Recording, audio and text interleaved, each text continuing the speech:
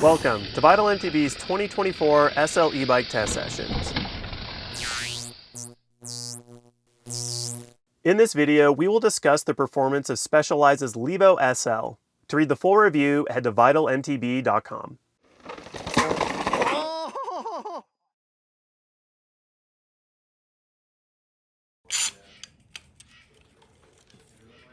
Yeah, over this effort. Yeah. Oh, we're gonna do a third outing? Okay. Specialized was one of the first brands to venture into the lightweight e-bike segment with the first generation Levo SL back in 2020. From the get-go, they challenged how light you can make an SL e-bike. Most would agree the first Levo SL went a little too far, compromising stability and confidence to save a few grams via subpar components. Regardless, they helped create the expectation for an e-bike that can ride pretty darn close to a mountain bike and still help push you uphill. When the second generation Levo SL debuted last year, Specialized came out swinging yet again, offering a more powerful motor, relaxed geometry, an updated frame design, and trail-rated components. Between SL generations, Specialized launched the now wildly successful Stump Jumper Evo. Realizing that they had struck gold with the Stumpy, they used the same blueprints to develop the latest Levo SL. In fact, the geometry is nearly identical, achieving increased descending stability, better rider-centric sizing, and improved comfort climbing. Adjustability was at the center of the Levo SL's new geometry package. The head angle can be set in one of three positions with different headset cups, while a flip chip in the shock eyelet adjusts the bottom bracket by plus or minus 5 millimeters. Additionally, a flip chip in the Horst link enables a 27.5 or 29-inch rear wheel. The bike comes stock with a 27.5-inch rear wheel, the neutral headset position, and the lower bottom bracket height, giving the Levo SL a 64.6 degree head tube angle, 75.8 degree effective seat tube angle, and a 432 millimeter chainstay length. This is the way that we tested the bike, as we never felt the need to make any adjustments. The Levo SL has 150 millimeters of rear wheel travel paired with a 160 millimeter fork. The Horst Link suspension design no longer uses the asymmetric sidearm brace found on the first generation frame. Shocks are custom tuned by Specialized's own Ride Dynamics team to match the kinematics of the bike, and each frame size receives a unique carbon layup to optimize stiffness and weight while achieving a similar ride quality. Powering the Gen 2 Levo SL is Specialized's all-new Turbo SL 1.2 motor that was co-developed with Brose. Delivering 320 watts of peak power and 50 Nm of torque, the Levo SL shares last place with Trek's Fuel EXE when it comes to raw motor torque, but offers slightly more peak wattage. The motor is paired with a 320 watt-hour integrated battery, making it the smallest capacity battery in the test. A 160 watt-hour range extender is sold separately, which would put the Levo SL on par with the battery size of the other bikes in the test, but it'll cost you $450. Integrated into the top tube is Specialized's Turbo Control Unit, which remains one of the cleanest and most well-executed eMTB data displays. It acts as a one-stop shop for most mid-ride information, including assist mode, battery life, speed, distance, cadence, elevation, heart rate, and power. Eco Trail and Turbo remain the default assist modes, and each can be refined within the Mission Control app to meet individual rider needs. The Levo SL can also be ridden in micro-tune mode, which gives assist amounts in 10% increments. Specialized offers 4 Levo SL builds ranging from $8,000 to $15,000. Sizes range from S1 to S6, and all builds come with the same motor and battery, except for the S-Works model, which also includes a range extender. The only anomaly between sizes is an S1 or extra small equivalent uses a 150 millimeter fork. We tested the Pro build that retails for $12,000, and our size S5 test bike weighed 41 pounds. This made the Levo SL the lightest and most expensive bike in the test. Pro build highlights include a Fox Factory 36 fork and float shock, Carbon Traverse HD wheels, SRAM Code Silver brakes, and a SRAM Exo Eagle transmission drivetrain. As a staple and pioneer in the SL space, it's tough not to use the Levo SL as a benchmark against which to gauge other bikes. But the competition never sleeps. So it was exciting coming into this test knowing that while Specialized had positioned the latest Levo SL to again take the reins on the SL category, other bikes have been developed based on the standard it set in the hopes of beating it. The lightest bike of the test, the most expensive bike of the test, Specialized's Levo SL. This is definitely a staple and pioneer in the SL space, so it's tough not to compare all the other bikes we've been riding against Levo SL as it's kind of a benchmark. So let's get right into just talking about its motor system. It's unique to itself, and it's tied with the Trek as being the lowest torque provided at 50 Newton meters. So what do you guys think of it? Yeah, the motor feels really good. Doesn't like hit super hard. It kind of rolls on nicely, but the lack of torque becomes apparent when you hit like a steep uphill. You kind of just have to adjust to thinking more of like riding a normal bike with a little extra speed. I feel like similar to the Trek. But yeah, it's not the quietest, but not as loud as like a full power bike, obviously. Yeah, I think from just a performance standpoint, though, it's really good. Like, yeah, I liked it a lot. I thought it was really smooth. I think it almost.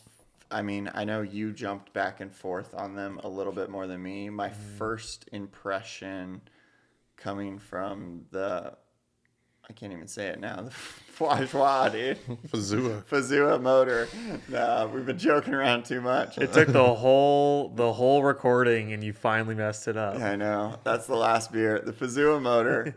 Comparing the two, like, I felt that it was almost a smoother experience with the Specialized than the Fazua. Okay. But I didn't jump on them back and forth like you did. I definitely noticed it didn't have the torque that the Fazua had, and maybe that's where the smoother experience comes from. You know, you're just putting more input in. But then, and also being the lightest bike, your input does the most to the bike, right? So there's a few factors going in there. But yeah, sound to me was like kind of in the middle, maybe more towards, like similar to the Fazua, like just different tone. The Fazua, like you don't hear the Fazua when you're on it, but you hear it when other people are on it more. Yeah. The Specialized you hear when you're on it, maybe not as much when other people aren't. Like the tone doesn't carry, the pitch doesn't carry as far. So it's like it's just a different frequency, which is kind of interesting. But then like the user interface of the Specialized is very refined. It's kind of everything I would want from an e-bike and nothing I don't want. And yeah, I like that form factor, and the little screen on the top tube. It's not so big, you know, the Trek is super sexy with how sleek it is, but it also to me is like someone's brake lever is going to crack that screen so quickly. It's like this, I need a screen protector. I need a phone case for my screen on my bike. The Specialized feels a little more robust, a little bit smaller, less to damage, with like maybe less information, but the information that you want. And then I personally like the 10% increments of power adjustment because it's just like more how my brain thinks. It's like shifting. Exactly. More similar to it. Yeah, we're used to that. So, they, you know, it's like, it's not the best at anything, but it's like very refined feeling. And I feel like it's hard not to be happy with it. Yeah, I would agree. It has a similar feel in the way it delivers power to the TQ system, which has that same refinement feel, and it's just natural. It's natural. It's consistent. You're not, you're not really surprised by the power it provides in most situations. This one was unique because I rode this bike when it launched about a year ago, and I loved this bike for a lot of reasons, and it was cool to ride this motor system again with the Fazua system because it is so popular now in the SL space, and riding them back to back in like 100-foot increments on the same climb, so like very rapid back and forth. The motor feels like it has more drag to me with the SL motor on Specialized. Like it is maybe more mechanical feeling. Like I don't really have anything to back up what that feeling is, but there's just a little bit more vibration compared to Fazua. And it's almost kind of like, it reminds me of pedaling with like a chain guide in like a weird way. Like that's the closest to describe it. You're not feeling like you're not feeling like the feedback of the tire on the ground on your pedals. It's being like transmitted through the motor, Yeah. and that's like kind of giving you this like hum to your feet kind of thing. Yeah, like I rode both bikes with the motor off, and from a drag standpoint, I could not pick which one had less or more drag. It is just like a feeling thing, but kind of that was one aspect. It definitely feels like it has just less juice to get you up steep climbs to me than the Fazua system. I know it has less power. It should feel that way, but I got on it and I was like, dang. In Getting my dropped. mind, from riding this bike like a year ago, I was like, yeah, it's sick. It's the SL bike. Like, it's got good power, blah, blah, blah. And I was like, oh, it feels underpowered now compared to kind of like this Fazua system that's out there a lot. And it felt to me like riding this bike, your cadence window to be fed the most efficient power was a bit smaller, where Fazua had some like weird kind of curve. Weird curves at the beginning the of how higher cadence, like it hit quick and then it kind of dropped out if you didn't keep giving it the power. But like from that point on, once you match the cadence, it kept ripping and you could just kind of like flutter in different zones. Yeah.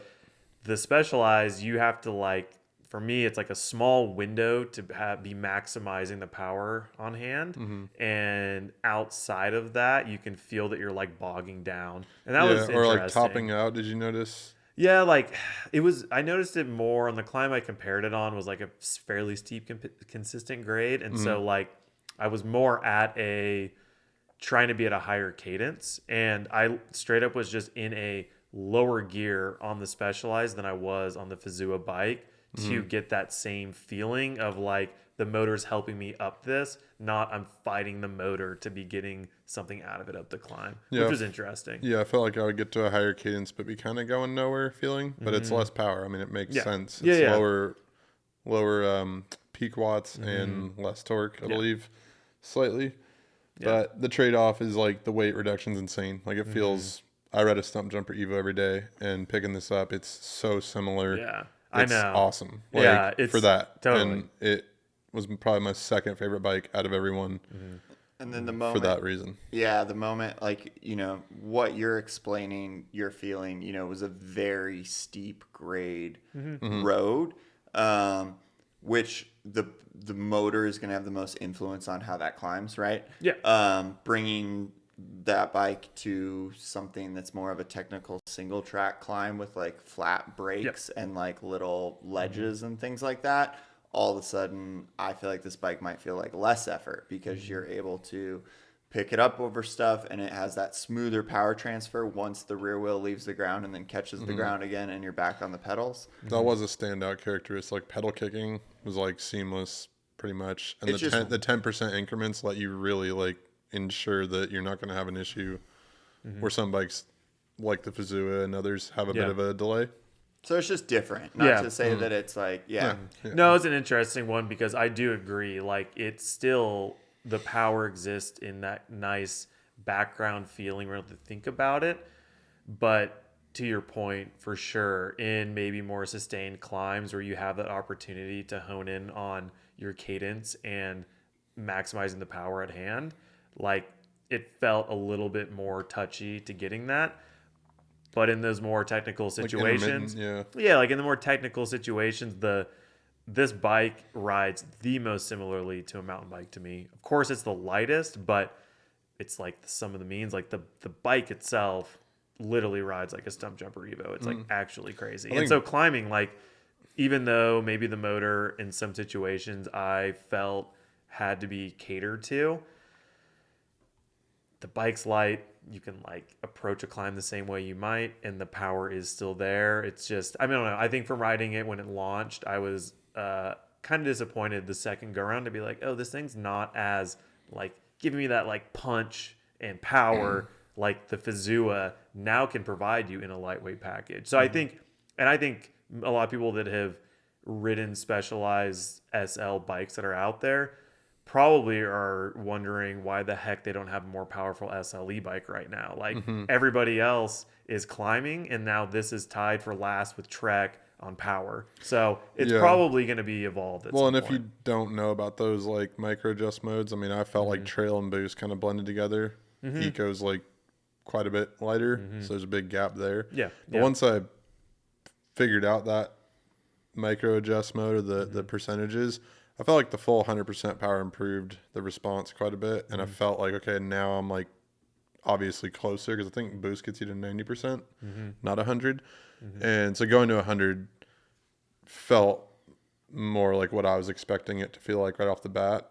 So it's worth noting if you haven't dove into that. It's Yeah. Yep. very helpful. On the climbing thing, I think the seat angle was like a little bit more slack than some of the other bikes. I was going to say the same thing. So it does feel like, like when you get on those road climbs that are steep, that is what this bike maybe is not meant for. You Yeah. know, Yeah. It just really wants to ride single track all the time. Yeah, And like I it was found- comfortable like- climbing, you Yeah, know. Right, it's never It's like an uncomfortable. efficient It's just position, but a little more, just that little further back than some of the other ones. and my saddle height, it was like the front wheel was lifting quite a bit on the really steep ones. I felt like I had to Short. fight to keep the wheel down, Yeah, that short rear end too. But that which a full 29 could maybe help a little.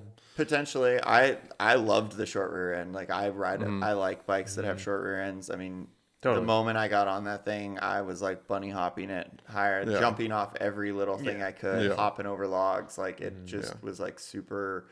It wanted to play and go sideways. Pointed downhill for sure.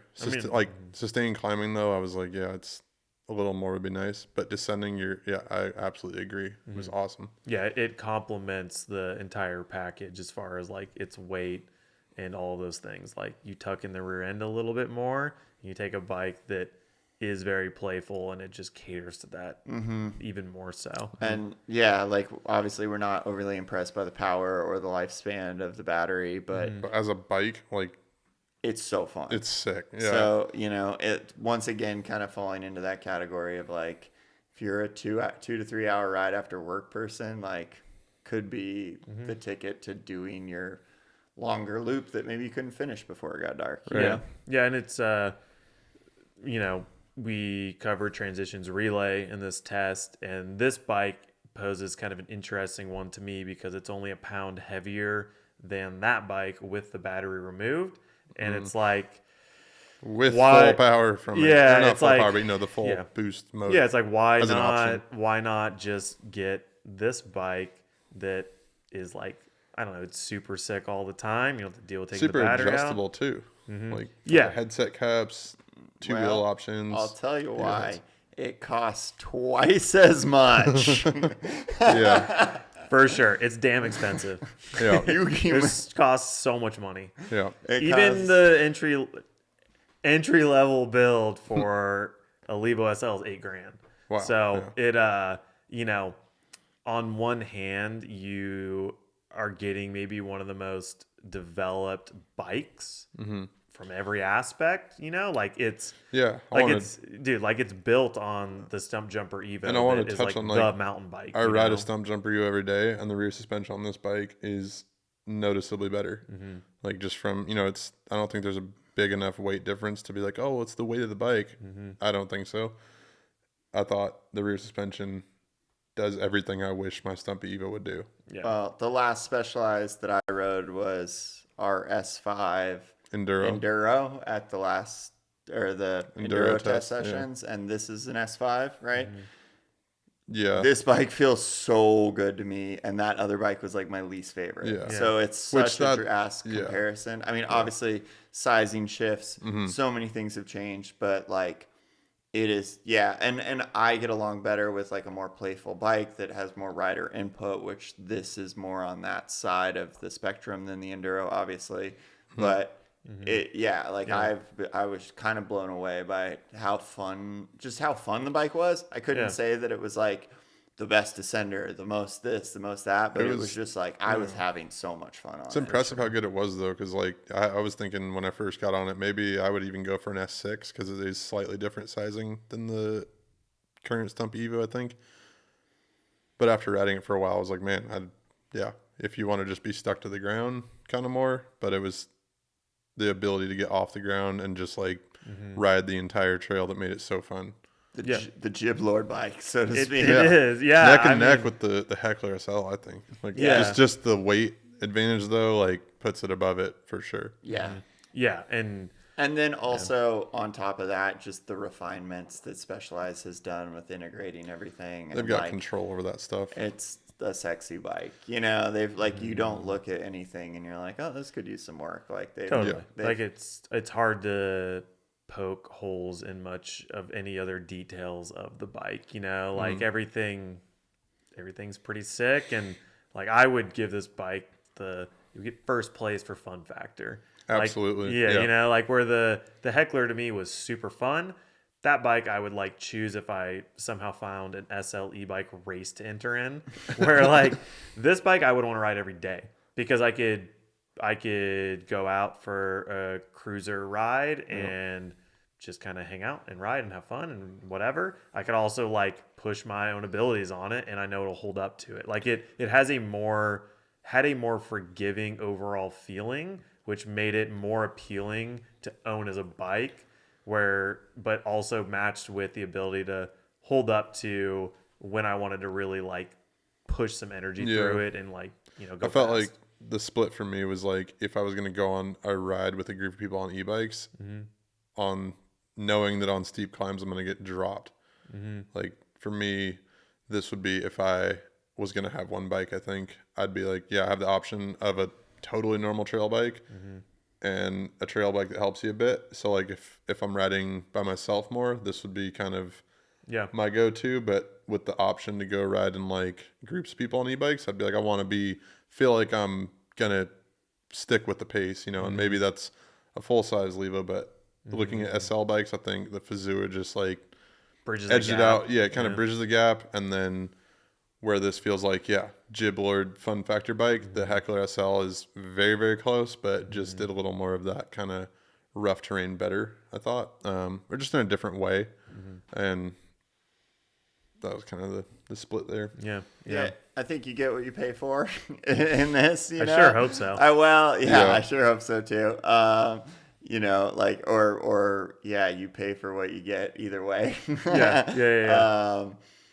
But yeah, it's hard to not like love a lot about this. But I think coming down to what you said, it's like when we're getting into this SL category, you're splitting hairs and like, you know, this kind of goes into a whole nother conversation, but like, who are you riding with? And like, what are you, you know, if you're on if everyone has the same bike as you, no worries, but that's not necessarily the case all the time. Right. So like, how do you categorize when you pull this out of the garage, so to speak? Yeah. Like to me, if you are leaning towards the Levo SL, you're getting that to ride predominantly with people on regular mountain bikes and you're going to tune it back. You are not, whereas the Fazua bikes we tested, or definitely the full power bikes, of course, those bikes you could start to trend towards riding with people on full size e-bikes. But this is like straight up a mountain bike that happens to have a motor on it. Yeah, that's a great way to put it. And I think that's why in my mind it kind of tops the SL category for like what that is going to eventually kind of separate into. I'd say it's leading that charge. And like you said, with the integration of everything, they have control over every component on the bike more or less.